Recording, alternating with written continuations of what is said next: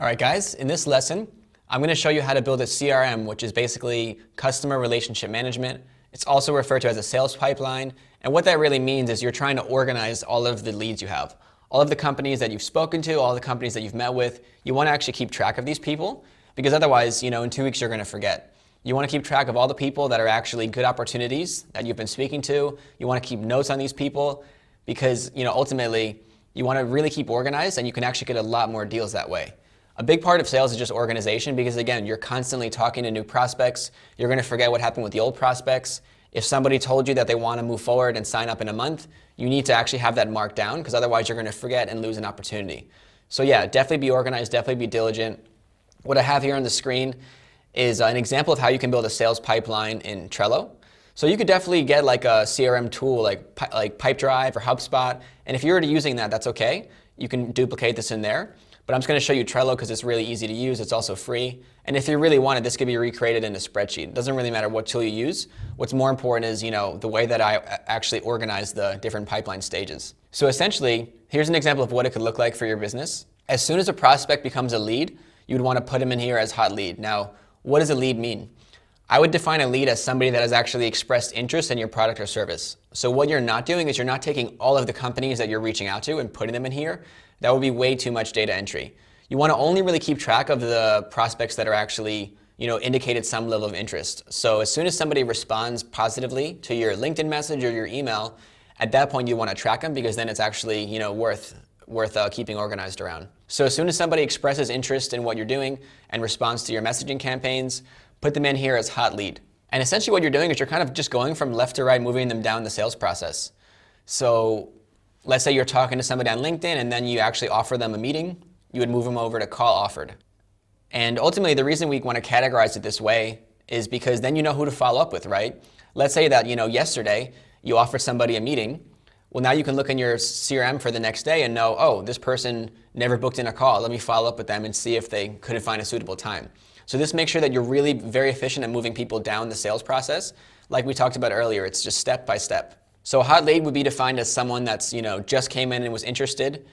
We have here old lead on the left. So if somebody shows interest and then stops responding, which will happen, some people will just kind of ghost you or fall off the face of the earth. You still want to track them because they showed some interest and move them over to old lead. But the reason we separate those two is that with hot leads, you know that these are the best opportunities. This is someone that just answered my message the other day. It's on my mind. They remember who I am. So those are where you want to spend the most time following up with and trying to move them to the next stage, which for most people, it's, booking in a meeting. So you go from hot lead to call offered. And then when somebody actually books in a call, move them over to call booked.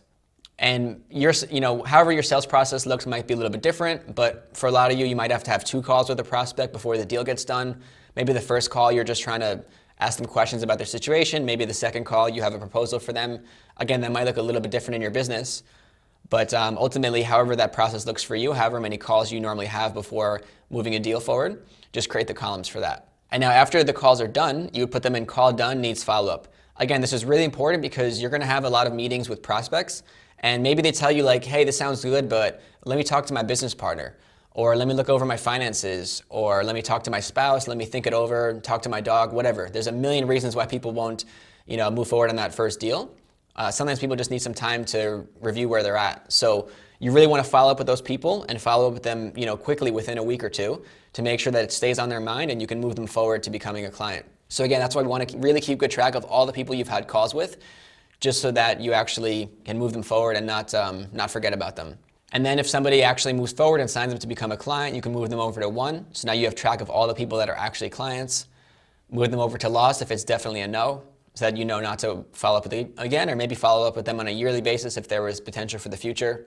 And then what we have to the right is long-term nurture. So maybe you have a call with a prospect and they told you no, but there's still a good opportunity in the next few months. Maybe they say oh, we need more budget next quarter, but totally down to do this next quarter. You could put them in long-term nurture calls. That way you can just check on this column once a month, once every few months, and just reach back out to everybody from the past.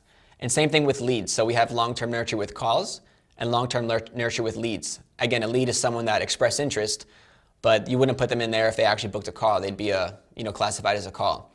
Reason we separate those two is A, so you remember what happened with these people, because you're going to forget, and also B, so that you know what to prioritize. Obviously, you want to prioritize following up with the people that you actually went down the process with and had meetings, because those are going to be more aware of what you're doing than just, any of the leads that you haven't had much contact with. So that's pretty much it. You're just moving them to the appropriate stages.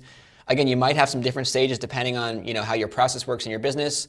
Totally fine if it needs to be that way, but this is a good base that should work for most of you.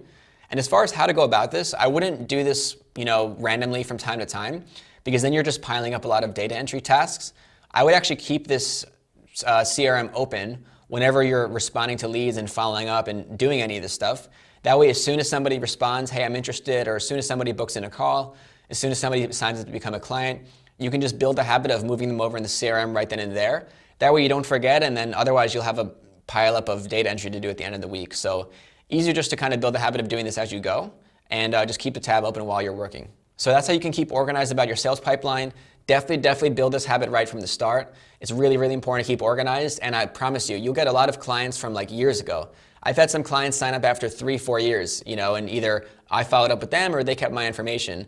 But if you just focus on going after like the new person, you're going to miss a lot of opportunity, because a lot of people actually are interested in your offer. It's just the timing is off, right? That happens all the time in business. So really important to keep track of everyone you come in contact with. That's a good opportunity, and stick with it. All right, guys, that's it for this one, and I'll see you in the next one.